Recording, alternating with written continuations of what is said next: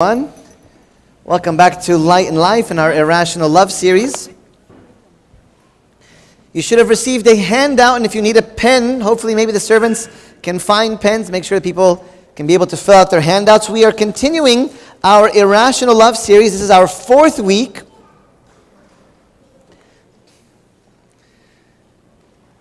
Those who've just joining in, our first week we talked about how God's agape love, His unconditional love for us, is that same love that we're called to mimic and to emulate and to follow. And then we compared God's agape love to our eros love, and how sometimes my love is based on what I'm going to get out of somebody. I will love you because you're meeting a direct need. But we talked about how none of us are meeting any direct need of God, but He continues to love us. And then the second week we talked about how irrational love is being able to touch the untouchable. There's people in all of our minds, whether you can admit it or not, that you consider untouchable.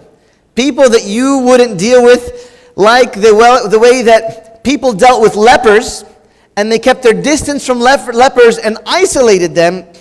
So we also talked about how sometimes we see people as untouchable with different stigmas or problems or things they might be going through. Last week we talked about the satisfaction or the contentment of being loved. Knowing that God loves me should be enough. And we talked about how the Samaritan woman herself, she was satisfied within when she met Christ, even though in her life she was running after husband and husband and husband and husband to no end, finding no satisfaction. This morning,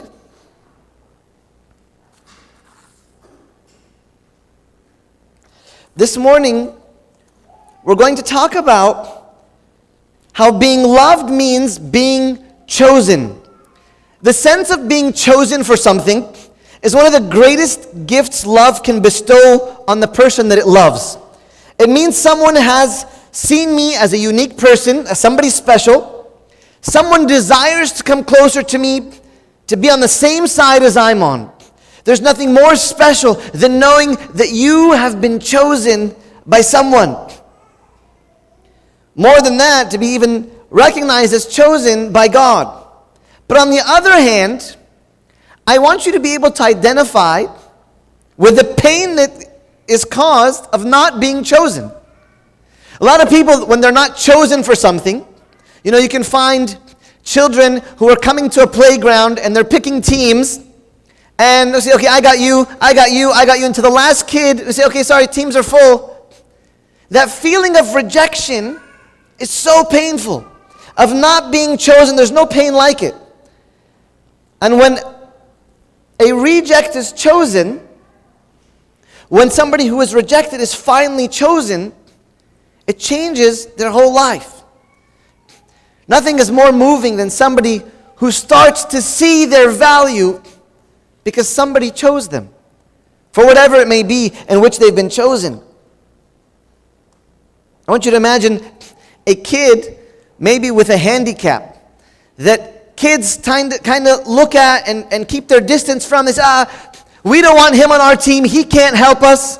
And so a kid might not get chosen on a team, and he feels this sense of rejection. And then I want you to imagine him coming to his mom and crying and saying, I never get chosen. I want you to imagine what would move in the heart of that child if his mom whispered in his ear and says, if I could, I would choose you all over again. I would choose you all over again. Maybe you were a troubled child growing up. You were that kid that caused your parents headache and problems, and maybe you thought your parents, if they could have chosen anyone else, they wouldn't have chosen you. How many times have your parents looked at you in the eyes and saying, if I could choose again, no matter what you put me through, I would choose you. I would choose you. And that's what we're going to talk about this morning. And for ragged people, remember we talked about these rag dolls. a rag doll, a beat up doll that has no value. When a person with a broken heart, wounded soul, a messed up life comes and discovers that they're being chosen by God, how much does that turn people's lives upside down? When I'm chosen,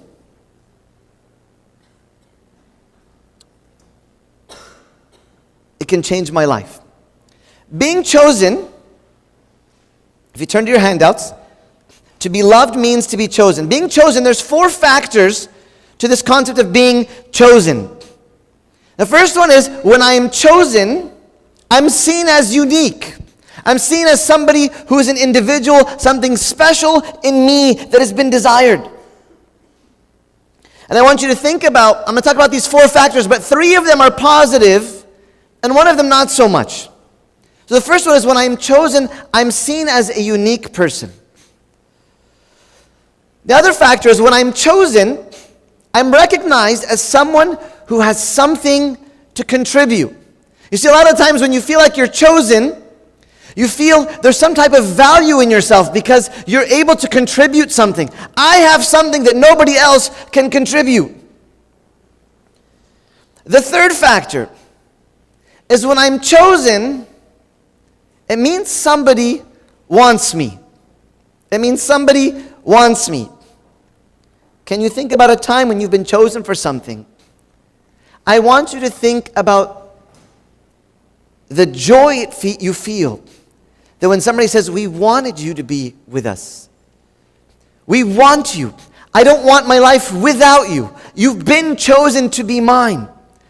And a lot of times when you are chosen, something deep down inside of you says, no, I don't deserve to be chosen. But I'm not that good, or I'm not that special. Why me? But the fourth one is one that is not in the heart of God, but is commonly one of the factors of why you are chosen for something. And this is what we're going to talk about this morning. The fourth one is, being chosen. Being chosen means being chosen at the expense of someone else. If you want to look in your handouts, you can go ahead and fill in those blanks. Being chosen means being chosen at the expense of someone else. This is the chosenness that the world does. It's the world, in our world, it means to be better than or superior to be the object of jealousy. That somebody would be jealous because you've been chosen. That you would be the favorite at the expense of somebody else. And then it ends up causing this competitive game. How many of you guys feel this sense of competition to be chosen? You don't realize it. You don't realize it. But internally, there's something inside of you that has this competitive nature to feel like, I need to get chosen for whatever. To get into medical school, to get this job, to be chosen to be married. Because if I don't get chosen, it means that I am rejected. And this is a false thing that each and every one of us, deep down, you might have in your mind, the sense of competition. In the world, chosenness comes at the expense of others' rejection. How many of you guys have ever played the Stomp game? If you can look up here in the PowerPoint, you'll realize it's a special game in which you would tie a balloon to your ankle, and everybody in the room has balloons tied to their ankle. And the goal is to go around and to stomp on other people's balloons. And if you are the only person with a balloon left, you won. Now, one time, we were in an orphanage in Egypt, and I got the youth, and I said, all right, servants, we want to come up with a fun game. It's New Year's Eve. They're orphans. We want to make it special for them. So we decide we're going to play the balloon stomp game. So we tie the balloons, and we get them all riled up, and they're so excited. And then we say, go! And they start stomping on each other's balloons. And at the end of the game, we had a room full of crying kids that felt so much pain that they were like, what kind of stupid game was this, guys? There was no better game you could have chosen. Could you imagine? We're coming to play a game, but a lot of the kids that lost felt like they lost something, that they weren't special. And the one that won, he was the one that stuck out. Well, I recently read a story of mentally handicapped children that played the same game. And as they were coming into the room, everybody said, this is going to be a bad idea. This is going to cause a lot of problems. The kids are going to be brokenhearted. It's going to be just terrible. And I said, okay, let's just watch and, maybe we'll stop it in the middle. And as they began to do the Stomp game, they saw a young girl come and hold her own balloon so that another child can come and stomp her balloon. And then the other kid who stomped the balloon decided he's going to hold his own balloon so that the young girl can come and stomp on his. And this way we started to realize they really understood the beauty of the game. You see, for all of us, we would play the game, if I smash your balloon, you stink and I win. But for these mentally handicapped children, they got the idea that they were supposed to help each other smash them. And when the very last balloon was popped, everybody cheered, everybody won. Hey, we all got to pop balloons. That's not our society today. Chosenness is so important to each and every one of us. So the question you have to ask is, who got the game right? Who got the game right? The kids that are stomping and crushing each other's balloons so that they could win? Or these mentally handicapped children who understood that how can we make it where we all win? How can we make it where we all benefit from this fun game? That's the type of chosenness that God does. In God's plan, your chosenness enriches others instead of diminishing them. In God's game, in God's plan, your chosenness enriches others instead of diminishing them. What does that mean? Israel were God's chosen people. We all know, we always say, I always get this from people. Ishma'na. Why the Israelites? Why did God choose? We have it in us.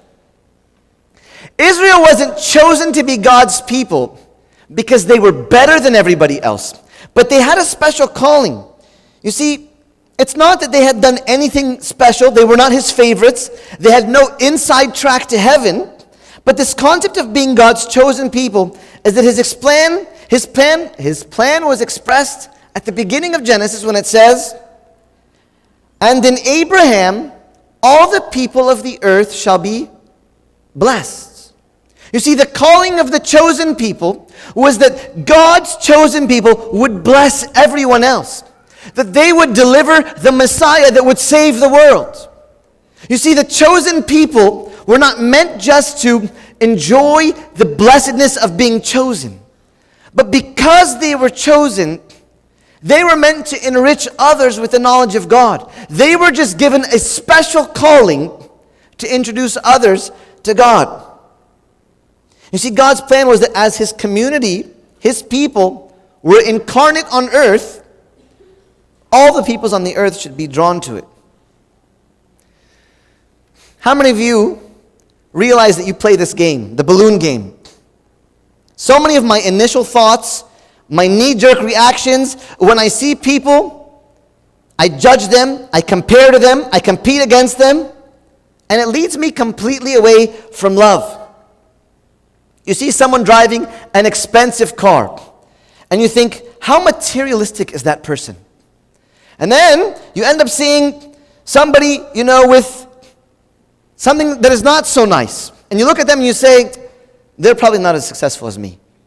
They haven't made it as well as me. They're probably not as intelligent as I am.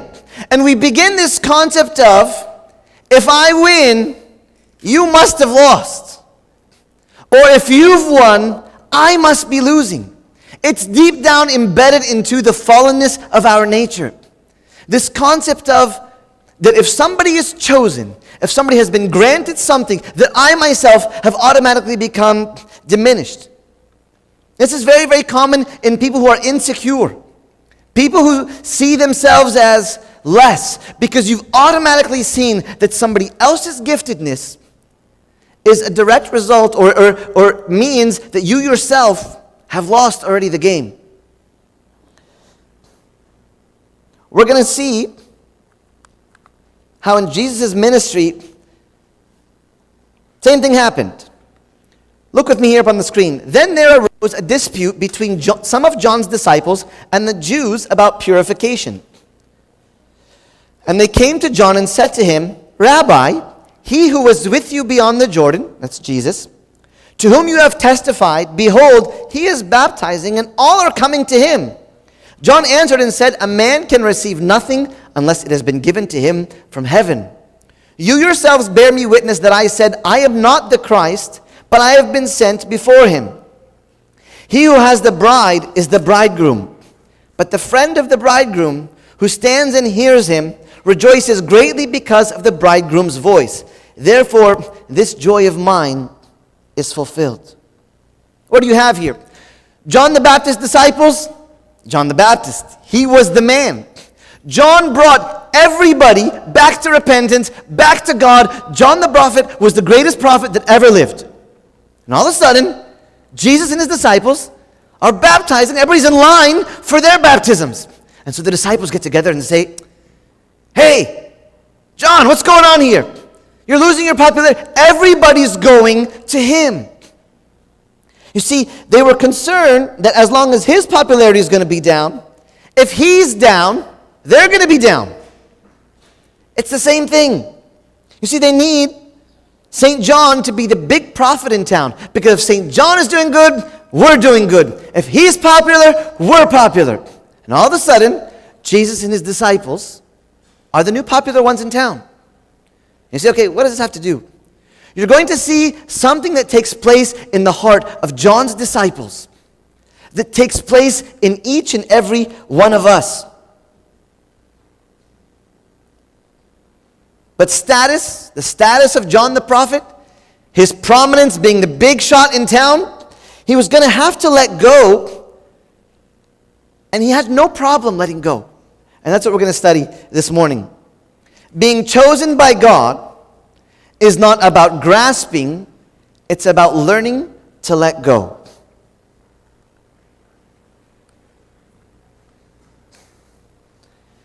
The hard part of parenting. What's the hard part of parenting? It's not taking care of them. It's letting them go.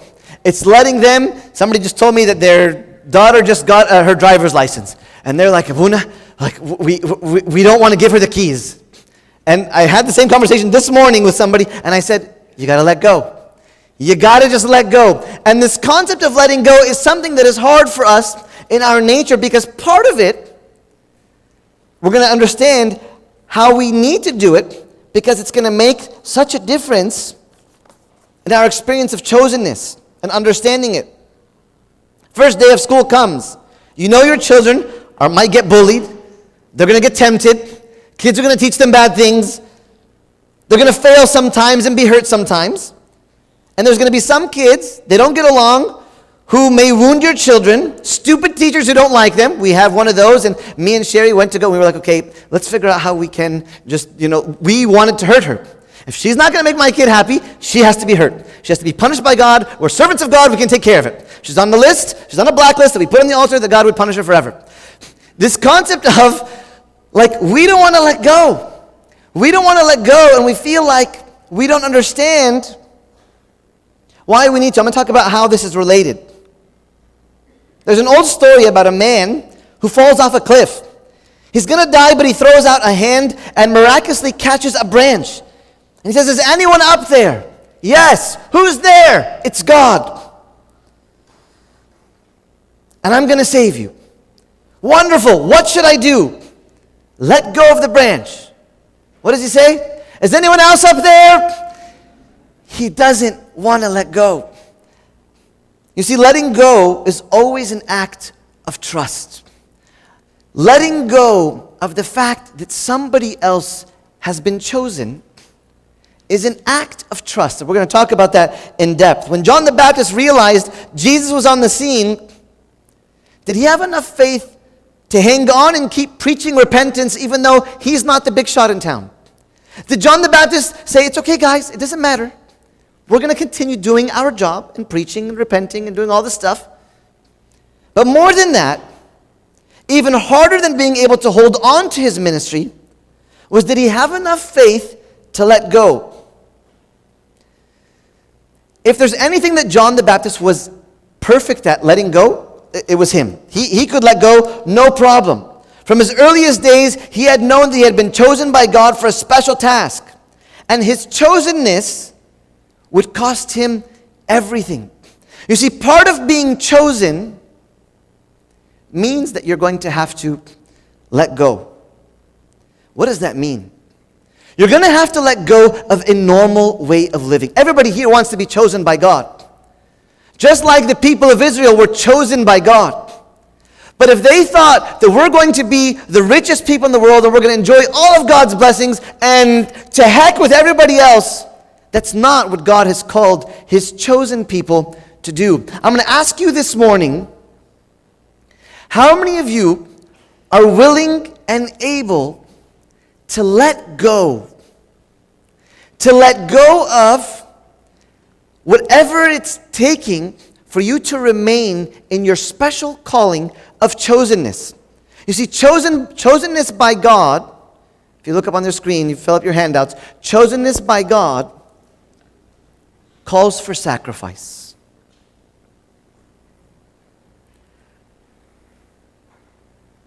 You see, John the Baptist, in order to serve, he's going to have to be different. He's going to give up a normal life. He's going to be a stranger to society.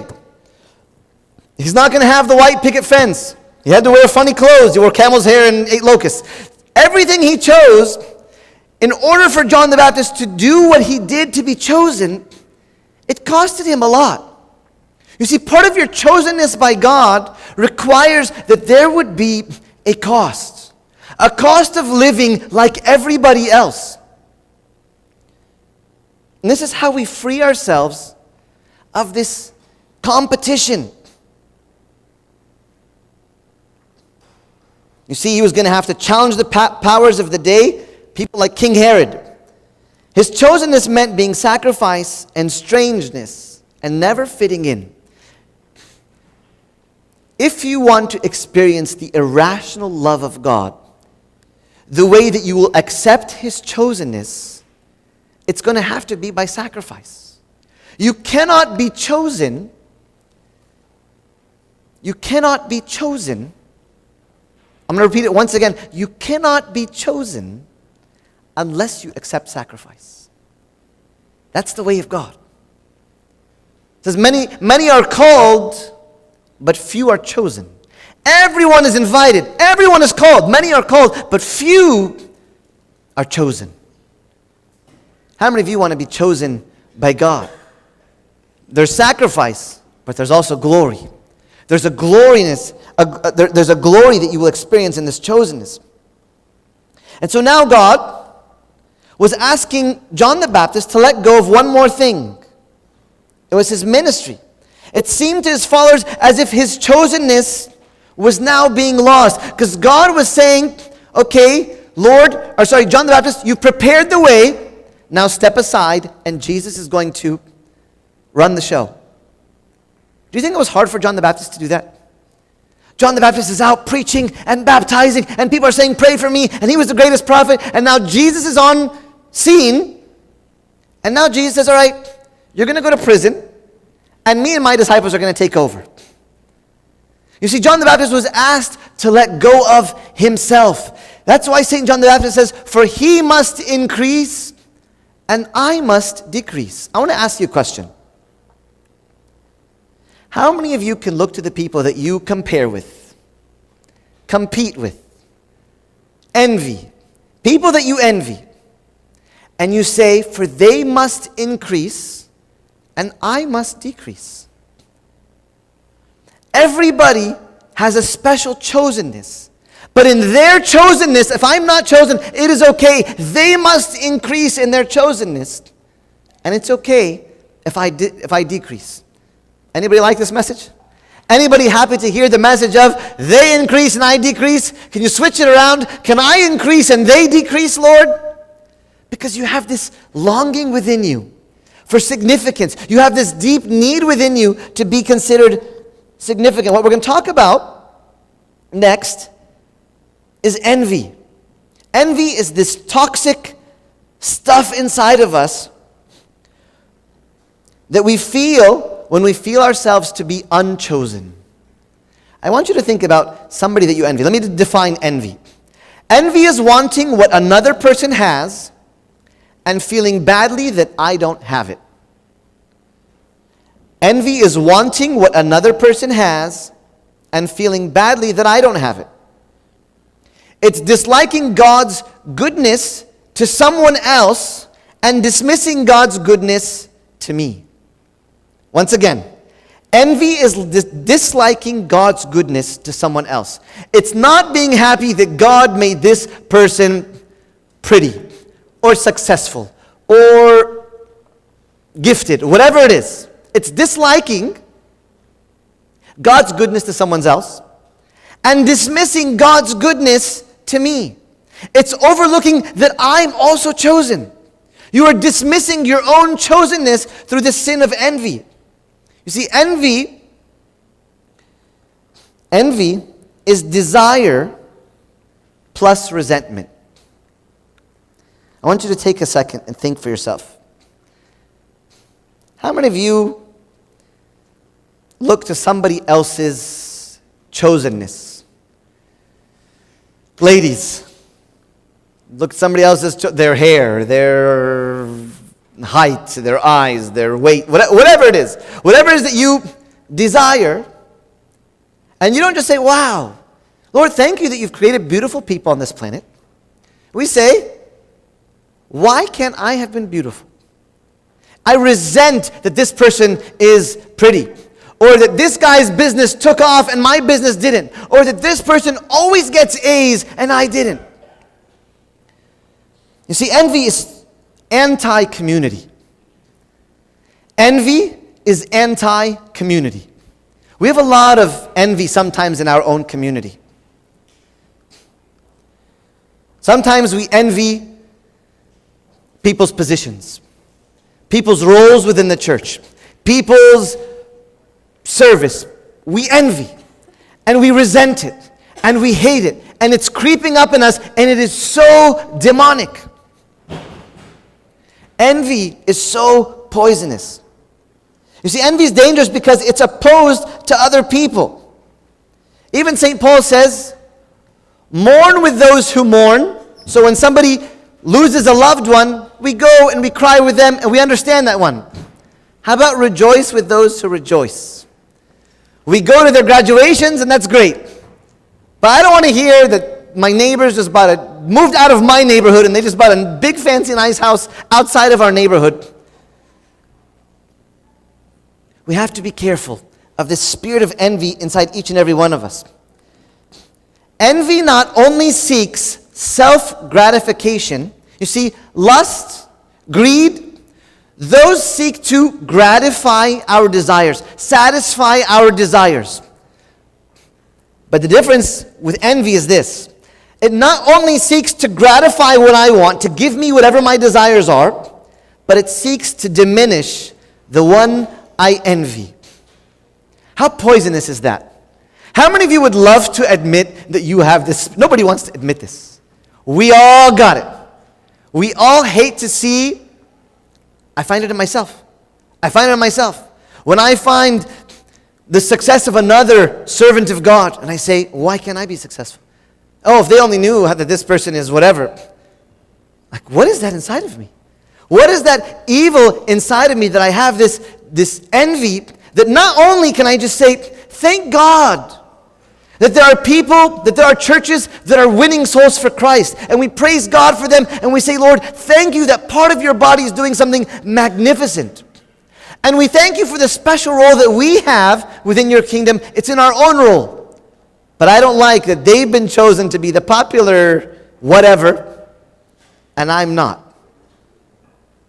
Be careful. Envy not only seeks self-gratification, but it seeks to diminish the one I envy. When I envy someone, I lose sight of their humanity. We're approaching the season of Nativity, Christmas, in which Christ was incarnate and he became flesh. There's a heresy that took place in the church. There's a heresy. It's called the Arianism. Ariusin. People who are Arian, okay? Their issue was, they said that God could not have become man because man is whatever. So they said Jesus could not possibly be man and God. And so they're saying that Jesus is not God. Believe it or not, we are living this heresy. Why? Because I can't see in another person the image of God in somebody's humanity. I can't look and say, this person is chosen. God has given them a specialness. God has given them some type of grace or gift that they would excel and bless the world with. And so what I do is I say, no. I can't accept that this person would have the image of God in them, so I begin to envy them and hate them. Here we are, we have all these Facebook theologians. They're all Arians. They're all Arians. You know why? Because they can sit there and talk down upon any human and who is the image of God and whom God has taken human flesh. And I can look to any brother who Christ is in them and I can put them down. We don't realize that our envy itself is actually a heresy that we're living. We don't know anything about the heretics of the early church, and we don't know anything about the councils or what happened. But you might be living one of the greatest heresies that ever took place, and that I cannot see the beauty in someone's humanness. All right. St. John says this. Hold on, no, we'll get there. Envy. Envy causes me to absorb the other person. Envy is the reversal of empathy. Envy is the reversal of empathy. What does that mean? In empathy, I seek to put myself in the place of another person. I start to feel for others. I start to understand their condition. In envy, it causes me to absorb the other person. That I want what they have for me, or I even reject their fallenness. So this concept of not being empathetic or having compassion on others, I seek to sacrifice myself. When I have empathy, I sacrifice myself for the sake of the other. In envy, I seek to sacrifice I seek to sacrifice others for the sake of myself. What happened when Saul looked at David? And people said, David, what did he say? He says, they have ascribed to David 10,000s, and to me they have ascribed thousands, after David had killed Goliath. What more can he have but the kingdom? So Saul eyed David from that day on. You guys know in our Egyptian culture, al-ayn al-wahish, the evil eye, al-ur, this concept of al-ur, like when I jinx somebody and I have, and some people don't believe in it. No, it's very real. People, but I don't mean like you can cause something to happen to them. The evil eye means is that I look to somebody and I look at their cute little baby and I say, I really wish that cute baby would not be so cute. And so, what does the person say? Your baby is so cute. Because they want some type of acid to fall on their face or some kind of craziness that we hear all the time in our culture. I don't know why it is. It's the ur. And so, when somebody says your kid is cute, you're saying, no, they're ugly. And you go in this backwards like, hey, you stay away from my kid. My kid is ugly. No, your kid is beautiful. My kid is ugly. This enviness that we have in our nature. I cannot stop envying simply by trying hard. Envy can only be healed when I come to live as one who has been chosen by God. I want you to reflect on how you have been chosen by God. I want you to think about who you're looking at and envying, and you do envy. And I envy. You do. Who do you look at? Can you look to them and say, I am chosen by God in my own chosenness, and they are chosen by God in their own chosenness.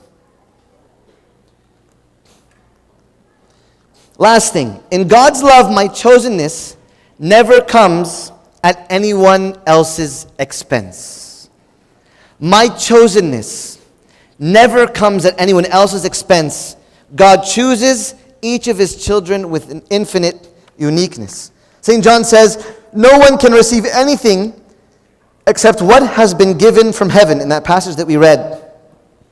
You see, St. John rejoiced in what Jesus had done in his disciples. And he said, I'm here and I find joy in the bridegroom. He's here. He's got his bride. He's rejoicing.